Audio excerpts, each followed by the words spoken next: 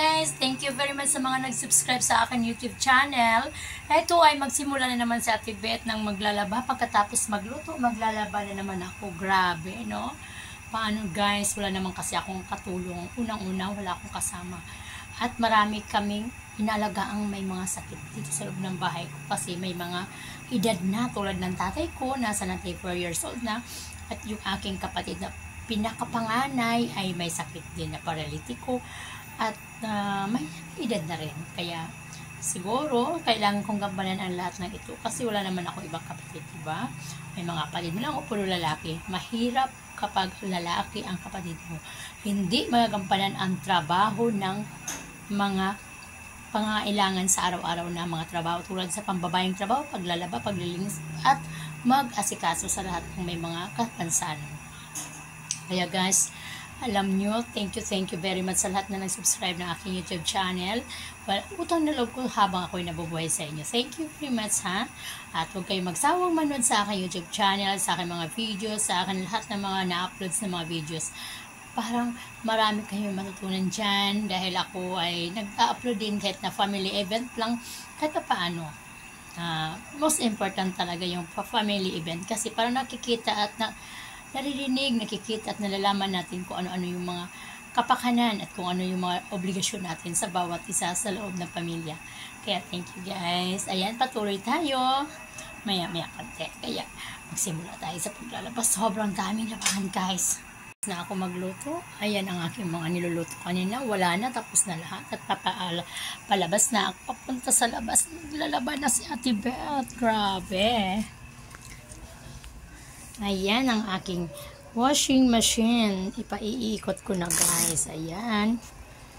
Ayan. Lalaba tayo. Ayan guys, umiikot na.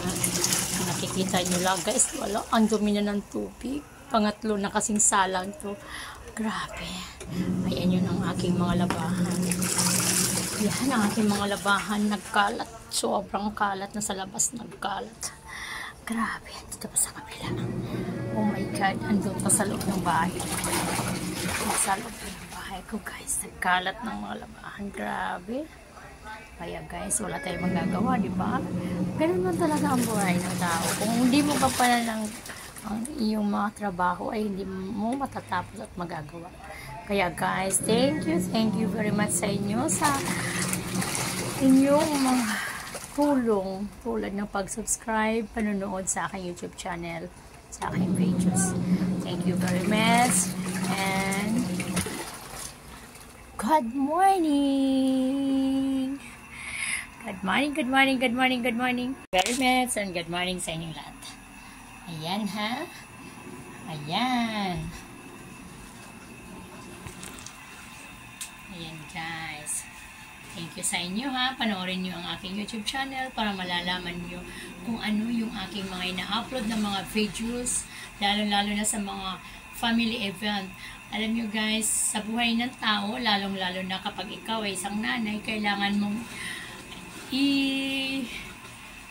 certified yung buhay mo kung paano mo sila i-ayos, i-assess, lalo-lalo sa mga anak kasi ang mga anak ngayon medyo may katigasan na ng ulo.